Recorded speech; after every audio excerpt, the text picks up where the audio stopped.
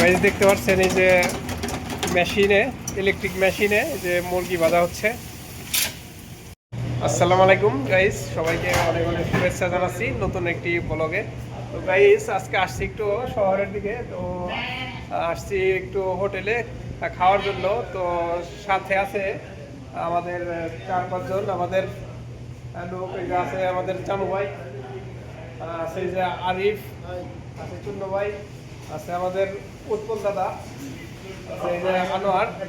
তো এই যে আমরা 6 জন মিলে আজকে এই যে হোটেলে খাবো। এই ব্রোস্ট অর্ডার করেছি, যেটাকে বাংলায় মুরগি ভাজা বলে। তো মুরগি ভাজার সাথে রুটি। তো আমরা তো হচ্ছে মেশিন में बना था, ইলেকট্রিক মেশিন। তো বলতেছে গাইস ইলেকট্রিক মেশিনের সাহায্যে এই মুরগি ভাজা হচ্ছে। তো এর জন্য আমাদের একটু অপেক্ষা করতে হবে। কিতনা মিনিট? 12 মিনিট। তো 12 মিনিট অপেক্ষা করতে বলছে যে মুরগি ভাজবে মেশিনের দ্বারা। গাইস দেখতে পাচ্ছেন এই যে মেশিনে, ইলেকট্রিক মেশিনে যে মুরগি ভাজা হচ্ছে। হয়ে গেছে মুরগি ভাজা। এই যে প্লেট রেডি করা হয়েছে, এগুলোতে দেওয়া হবে।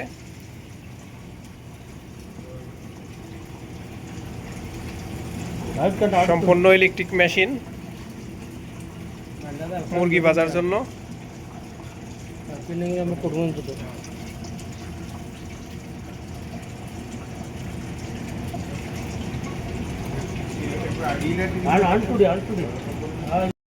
তো গাইস এই যে আমাদের খানা এসে পড়েছে, দেখতে পাচ্ছেন।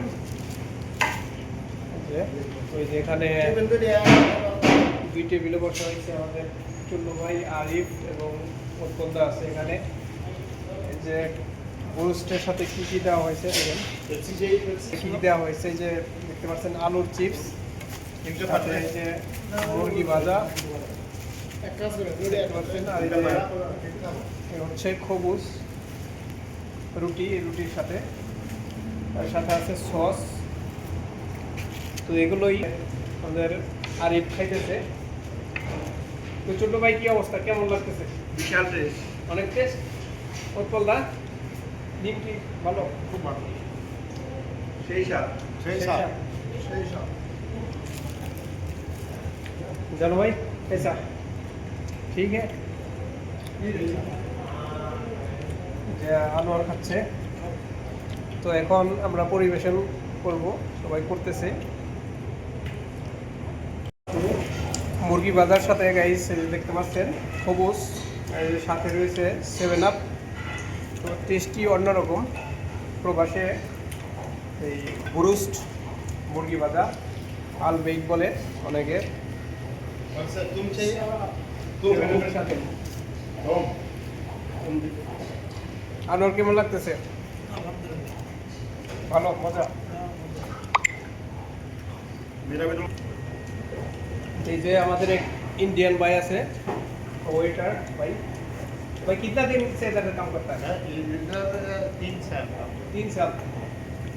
भाई 3 বছর ধরে এখানে কাজ করে এই রেস্টুরেন্টে।